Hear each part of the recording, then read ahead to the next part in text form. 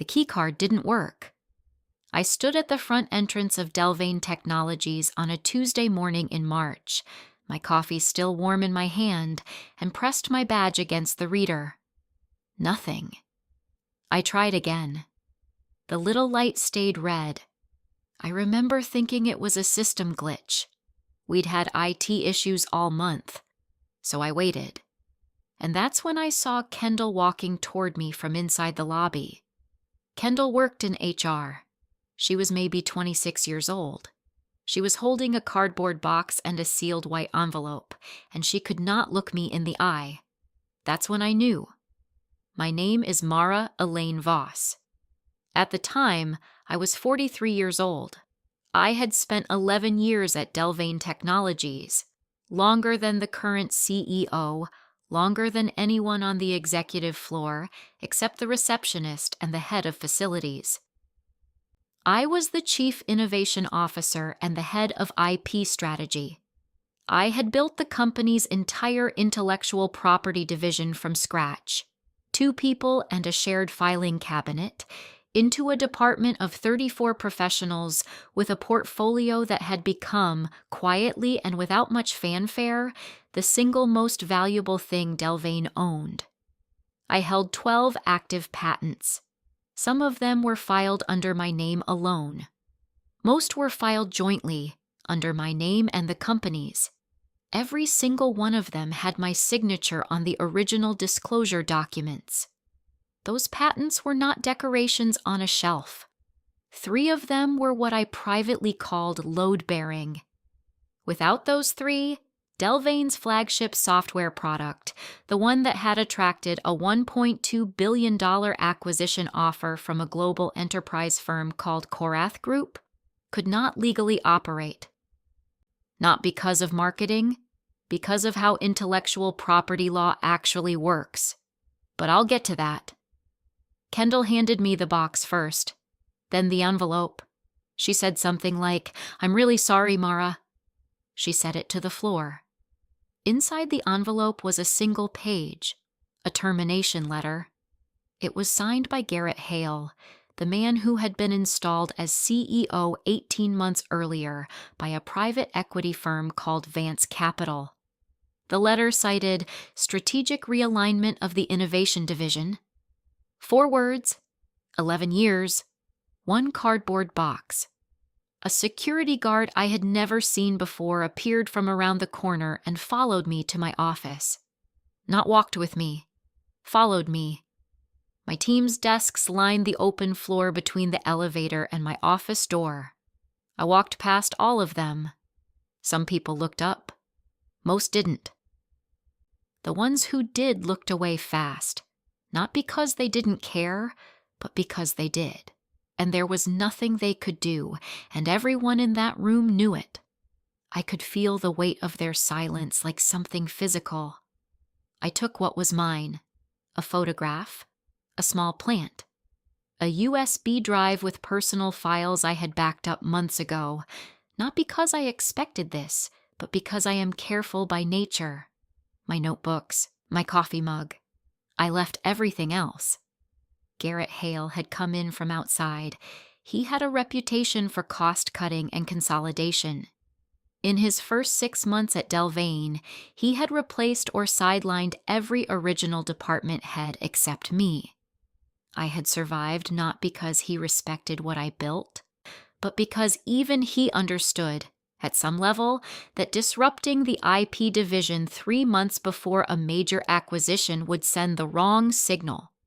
So he waited until the deal was close enough that he thought it didn't matter anymore.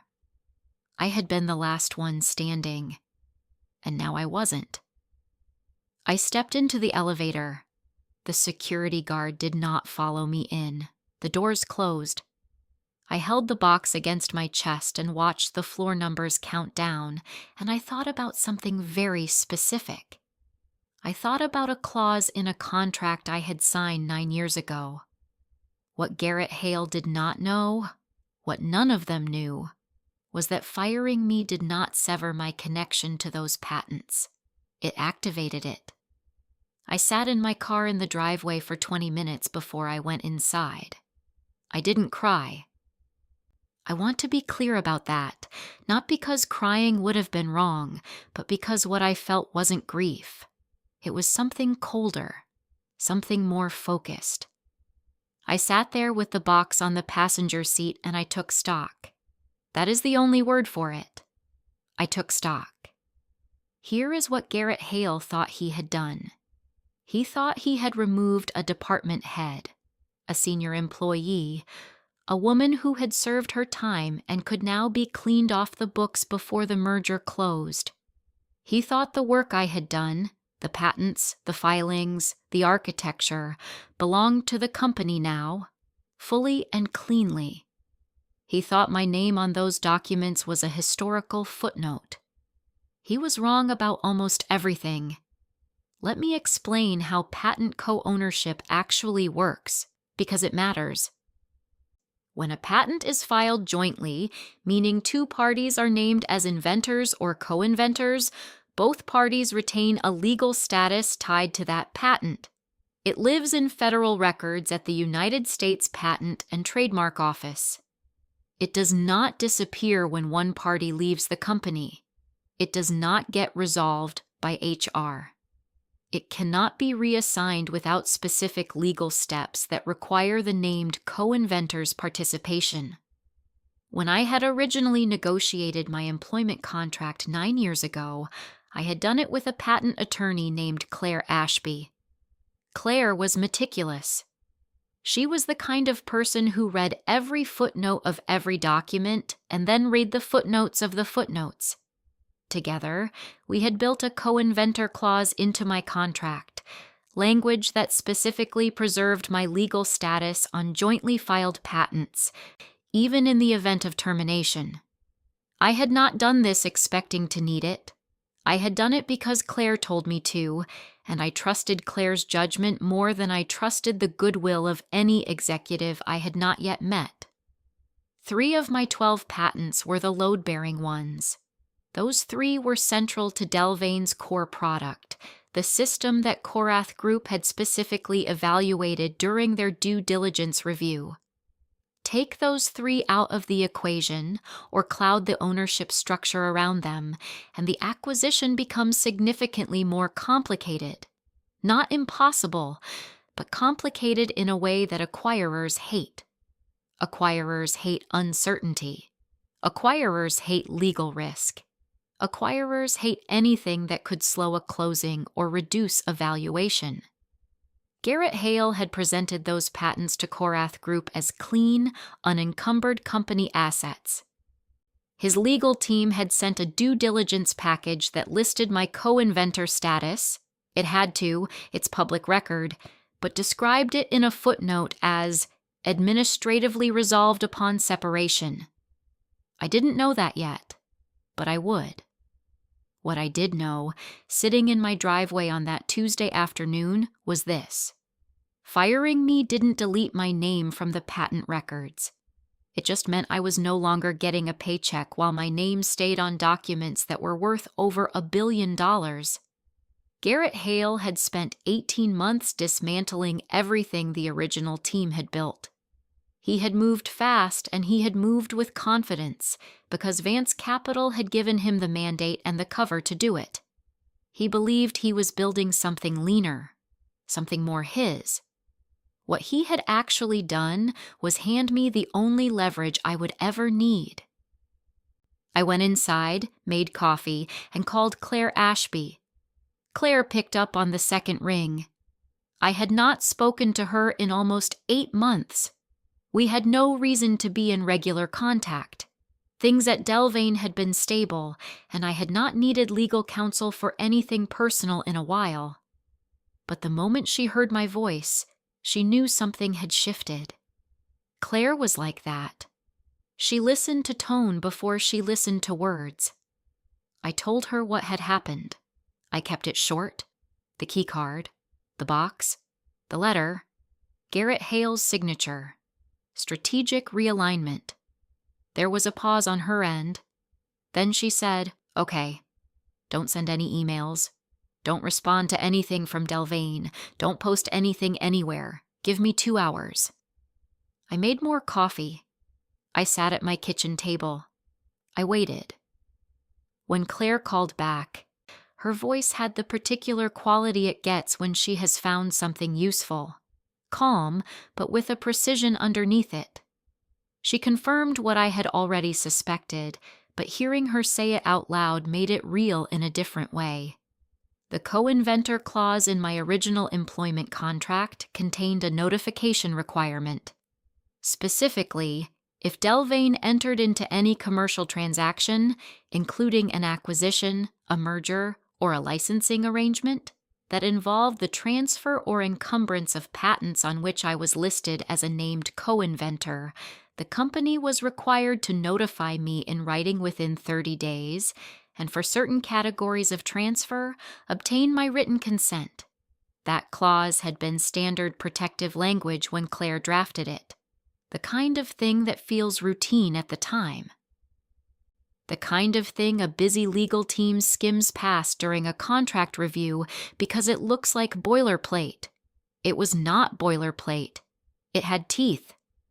Now, I want to be careful here because I do not want to overstate what this meant. This clause did not give me the power to stop the merger. Delvane owned the company. Korath Group had made a legal offer. The acquisition was a business transaction between two entities, and I was no longer an employee of either one. But here is what it did mean.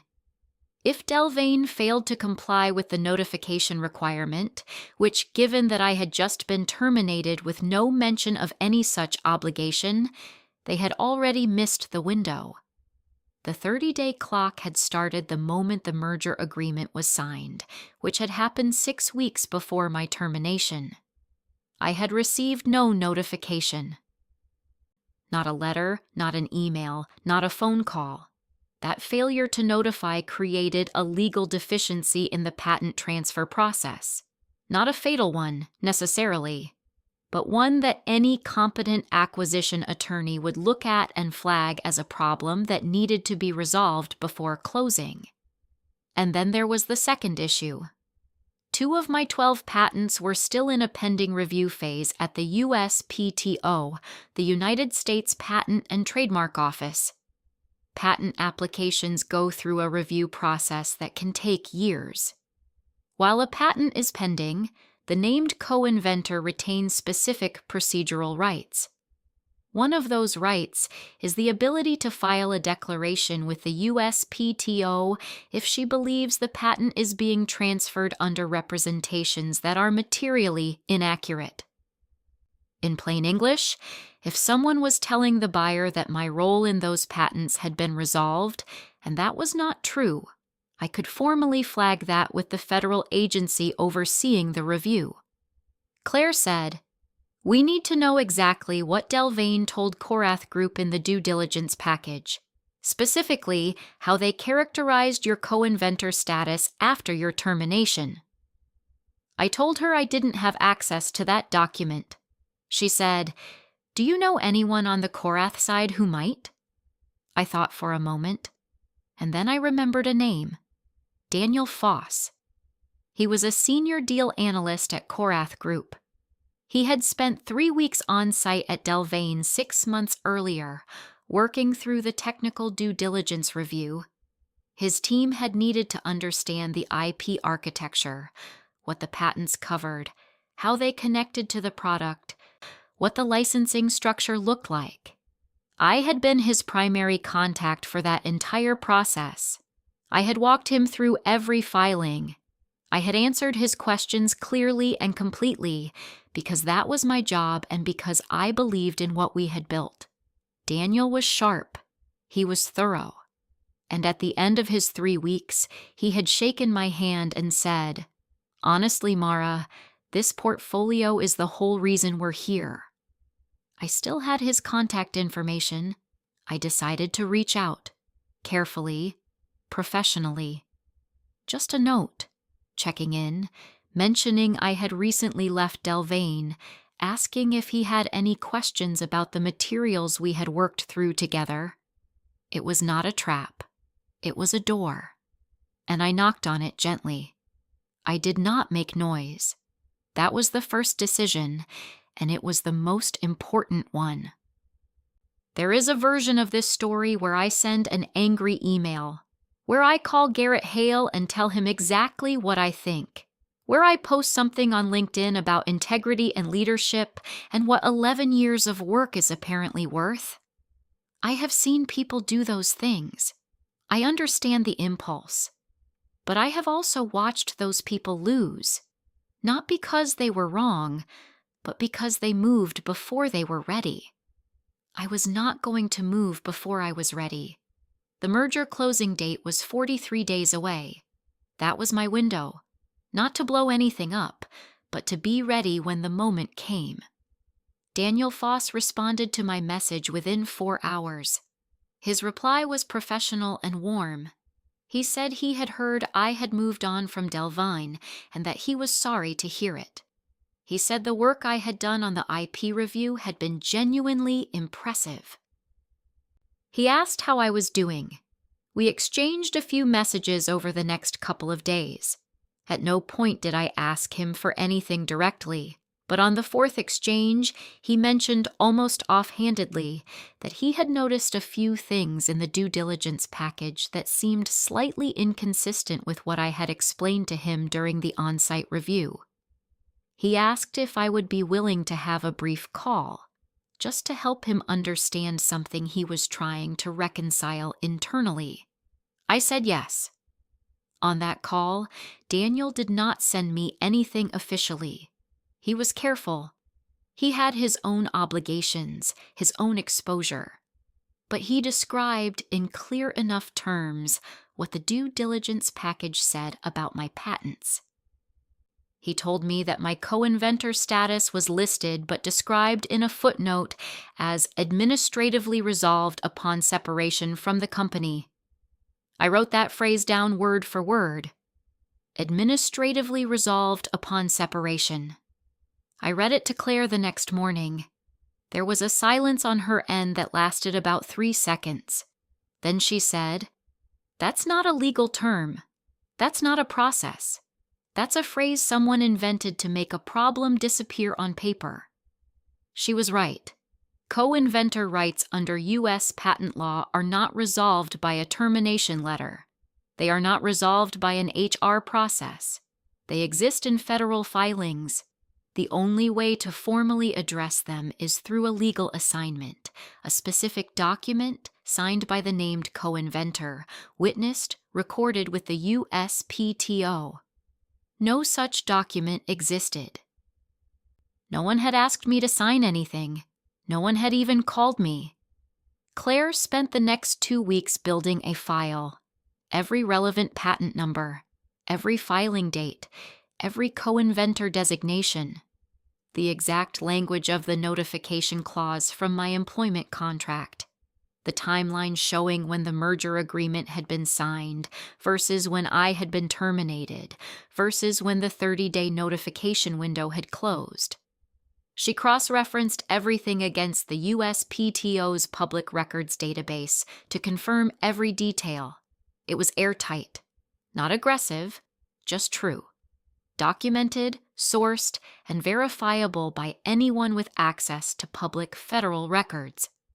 On day 38, Claire sent a formal legal notice. It went to 2 addresses simultaneously: Delvane's general counsel and the lead acquisition attorney at Korath Group. The letter was not a lawsuit. It did not threaten litigation in dramatic terms. It was clean and professional and precise. It stated that the co-inventor notification clause had not been honored within the required timeframe. It stated that the due diligence representation describing my status as administratively resolved was factually inaccurate under applicable patent law. It stated that I retained all rights as a named co-inventor under the relevant USPTO filings, including procedural rights related to the 2 patents currently in pending review. And it stated, clearly and without embellishment, that I reserved all rights available to me under applicable law. Meanwhile, I had quietly reached out to 2 of Delvane's largest enterprise clients, companies I had personally shepherded through product integration for years. I did not say anything about the merger. I did not say anything negative about Delvane. I simply reached out, the way any professional would after leaving a long-term role, to let them know I had moved on and to wish them well. They were glad to hear from me, both of them. One of them said, "Honestly, Mara, when we heard you had left, we had some questions about where that left our integration roadmap." I filed that away. The letter had been sent. The clock was running. I went to bed that night and slept better than I had in weeks. 3 days after Claire sent the letter, Delvane issued a press release. I read it at my kitchen table with my second cup of coffee. The headline called it a milestone. The subheading talked about innovation, growth, and the future of enterprise software.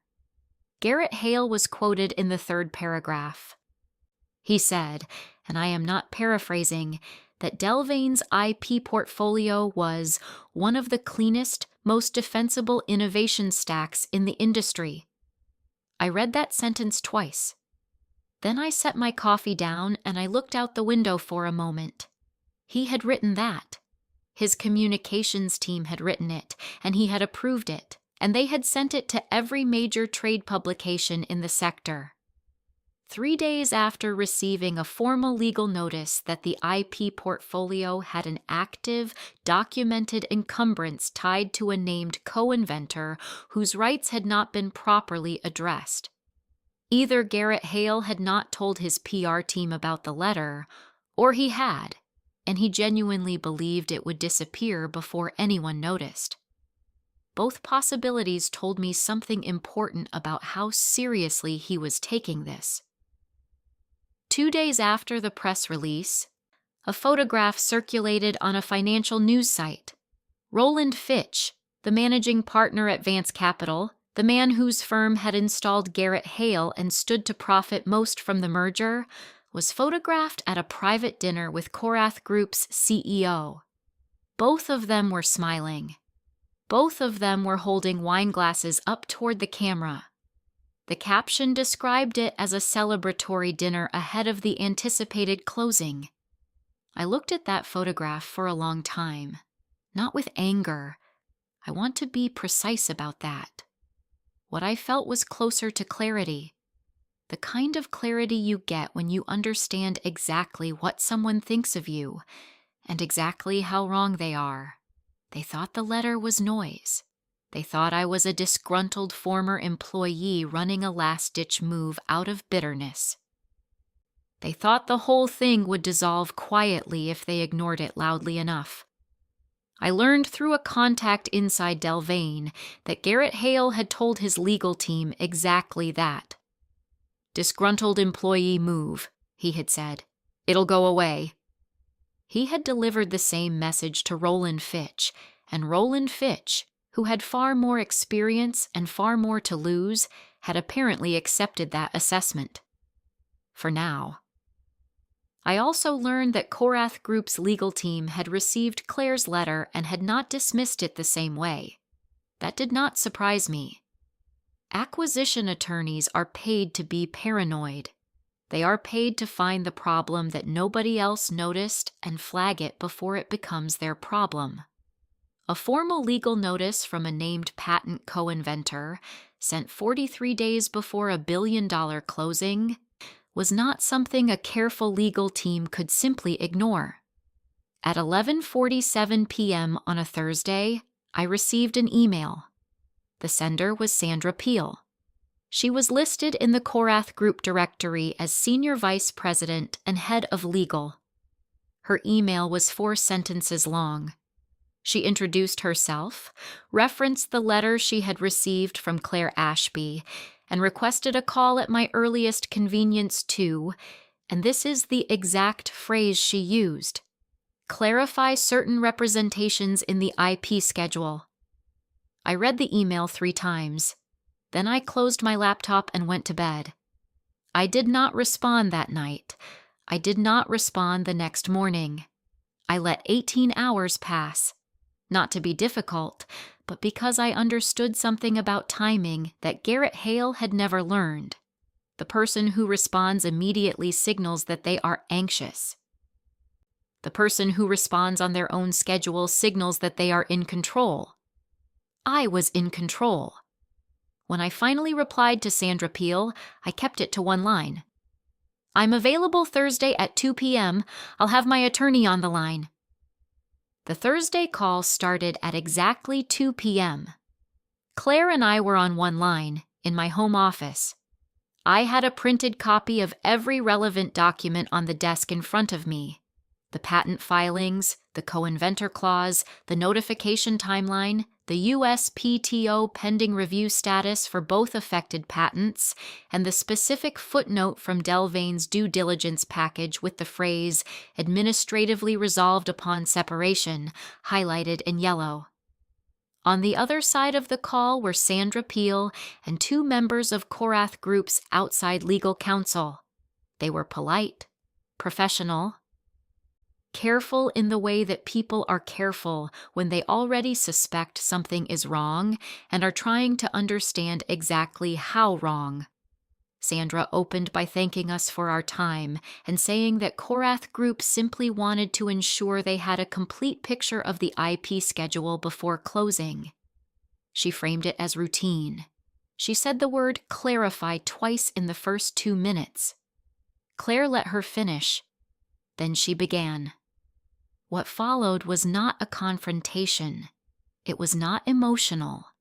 It was 52 minutes of documented fact, delivered in the calm, organized voice of someone who had spent 2 weeks building a file specifically for this moment.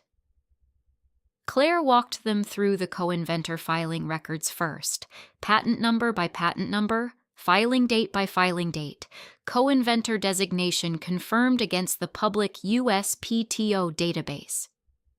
Then she walked them through the notification clause, the exact contractual language, the date the merger agreement had been signed, the date the 30-day notification window had opened, and the date it had closed without any communication to Mara. 19 days past the deadline. Then she addressed the due diligence package directly. She read the footnote aloud. Co-inventor status, administratively resolved upon separation. She paused. Then she explained, in plain and careful terms, that this description had no basis in patent law. That co-inventor rights are established in federal filings and cannot be resolved by a termination process. That no legal assignment document had been executed, that no USPTO transfer had been recorded, that the characterization in the due diligence package was, at minimum, materially inaccurate. Then she explained the pending review status of the 2 remaining patents and what Mara's procedural rights were during that period. That was when Sandra Peel went quiet, not a polite pause. Not a thinking pause, a 4-second silence that told me everything I needed to know about how that call was landing on her end. Then she said, "We're going to need to put the closing on hold." I said nothing. Claire thanked them for their time. We ended the call. 40 minutes later, a brief regulatory notice appeared in the public filing system, a standard procedural flag noting a pending IP clarification review connected to the Delvanay-Korath transaction. It was dry, technical language, but financial reporters who track merger filings saw it. By end of day, Delvane's stock, which had been climbing steadily on merger optimism, had dropped 6%. Garrett Hale's communications team released a statement within the hour. They called it a routine procedural matter. They said the closing timeline remained on track. They said everything was fine. That same evening, Roland Fitch called Garrett Hale directly. I do not know everything that was said on that call, but I know the temperature changed because late that night, Daniel Foss sent me a text message. 2 words. "It's moving." I set my phone face down on the desk, leaned back in my chair, And for the first time since that Tuesday morning in March, I allowed myself a very small, very quiet smile. I was not in the room. I want to be clear about that. I was sitting in my home office on a Wednesday morning, drinking coffee, when Vance Capital's emergency board meeting was happening inside Delvane's headquarters 12 miles away. I had not been invited. I had not expected to be. I did not need to be. Because while they were gathering in that boardroom, a filing I had authorized Claire to submit 3 days earlier was already sitting in the U.S. PTO system. A formal procedural flag on the 2 pending patents, requesting review on the basis that the patents were potentially being transferred under materially inaccurate representations. That filing was public record. Anyone could look it up. And you can be certain that every attorney in that room had already looked it up before they sat down.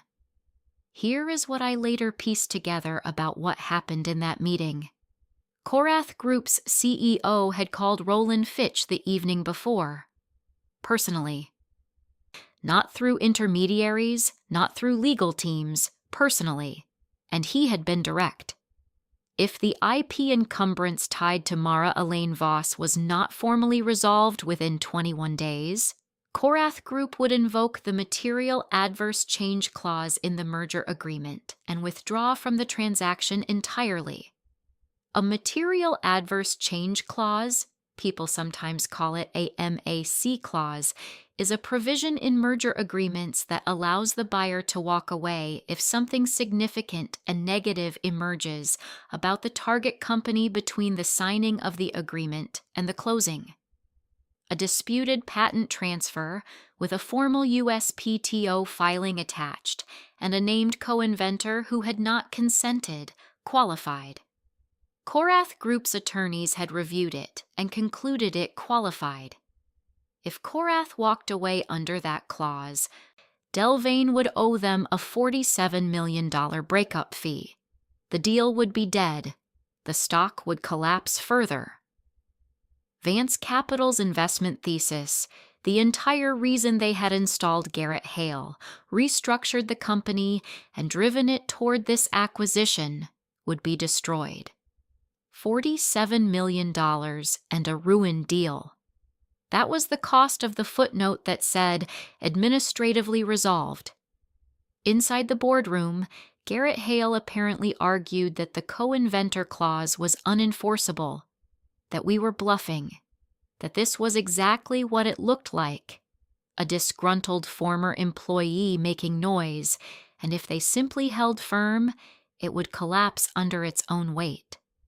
The board's outside legal counsel, a firm that Vance Capital had brought in specifically for the merger, told him that was not correct.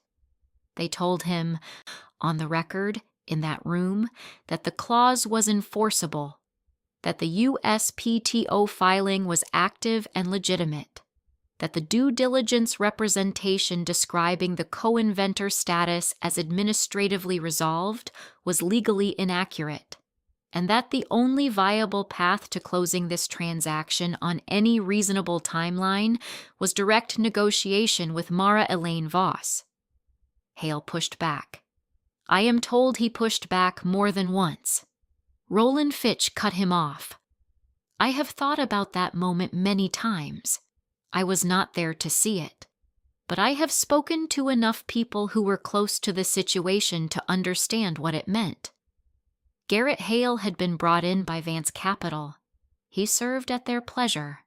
And in that room, the man who had handed him the CEO role looked across the table and told him, in effect, that he had made a catastrophic error and that he no longer had the authority to manage its consequences. The board voted to authorize direct settlement talks with me. The next morning, at 8:14 a.m., my phone rang. It was not Garrett Hale. It was Roland Fitch. His voice was measured, careful. The voice of a man who has done this before, absorbed a setback, recalibrated, and moved forward without letting anyone see him sweat. He said he appreciated my patience. He said Vance Capital wanted to find a resolution that worked for everyone. He asked what it would take to move forward. I told him I needed to think about it.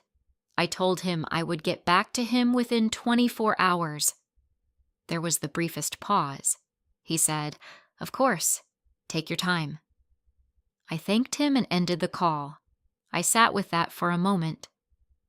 Roland Fitch, the man whose firm had funded the CEO who had handed me a cardboard box and a single-page termination letter, had just called me personally to ask what I needed. I let him wait the full 24 hours, every single minute of it, because even now, especially now, I controlled the tempo. The negotiation took 9 days. Claire handled most of the direct exchanges with Vance Capital's legal team. I reviewed every draft, every proposed term, every piece of language before anything was agreed to. I was not in a hurry. The 21-day window that Korath Group had given them was our clock, not mine. Every day that passed without a resolution was another day of pressure on Roland Fitch and another day of silence from Garrett Hale, who had been removed from the negotiation entirely and was, by all accounts, watching it happen from the outside. I did not ask for my job back. I want to say that clearly because I think people sometimes assume that is what a story like this is building toward. The triumphant return, the corner office reclaimed, the vindicated executive walking back through the front door. That was not what I wanted. That company, under that leadership, was not somewhere I had any interest in returning to. What I asked for was 3 things. The first was formal acknowledgement. I wanted my co-inventor status and my contribution to the IP portfolio documented explicitly in the merger closing documents. Not buried in a footnote, not softened with vague language, but clearly stated as a matter of record. I had built those patents. I wanted that on paper, permanently, attached to the transaction that proved their value. The second was financial. Claire had calculated my IP contribution to the merger at 2.3% of the total transaction value. That figure was based on the 3 load-bearing patents and their direct relationship to the product capability that had driven Korath Group's offer. It was a conservative number. It was also a defensible one, grounded in standard IP valuation methodology. We presented it as such. 2.3% of $1.2 billion is $27.6 million. Vance Capital's team came back with a lower number. We held. They came back again. We held again. On day 7, they agreed. The third thing I asked for was a perpetual licensing credit, my name attached as accredited inventor, to any future commercial use or sublicensing of 2 specific patents for the life of those patents. Not royalties, not a revenue share, just my name. Acknowledged. Permanent. Impossible to administratively resolve away. They agreed to all 3. The merger closed 31 days later. I was not there. I did not attend any closing dinner or celebration. I read about it in a trade publication the following morning, the same way I had read about the original press release. Garrett Hale's name did not appear in the closing press release. Not once. 2 weeks after the closing, I received a message from someone still inside Delvane. Garrett Hale had been removed from the CEO role, effective immediately by mutual agreement with the board. Roland Fitch released a brief public statement. It praised Delvane's founding innovation team for building the IP foundation that had made the transaction possible. Founding innovation team. That phrase had never been used while I worked there. Not once in 11 years. I keep a printed copy of my termination letter in the top drawer of my home office desk, the one signed by Garrett Hale, the one that cited strategic realignment. I keep it not because I am angry, I am genuinely not angry anymore, but because it reminds me of something I think is worth remembering. The people who believe they are erasing you are often just signing the document that proves exactly how much you were worth. Since the closing, I have filed 3 new patents independently. 2 venture-backed firms have reached out about advisory roles. A third has asked whether I would consider a founding CIO position on a new platform they are building. I am taking my time. I learned something important in those 43 days of silence, something I had always understood intellectually, but had never felt as clearly as I felt it then. Leverage is not about being loud. It is not about being aggressive. It is not about making people fear you. It is about knowing exactly what you hold, waiting for exactly the right moment, and then being completely, absolutely, devastatingly calm when that moment arrives. Garrett Hale thought he was cleaning house. He thought he was removing a variable. He thought my name on those documents was a formality he could footnote away. He did not read the clause. He did not understand what he was touching. And because of that, because of one paragraph in a contract signed 9 years ago between a careful woman and her careful attorney, a billion-dollar deal came within 21 days of collapsing. A CEO lost his position, and I walked away with $27.6 million and my name on the closing documents of the transaction he spent 18 months engineering. I don't need them to give me a seat at the table anymore. I build my own tables now.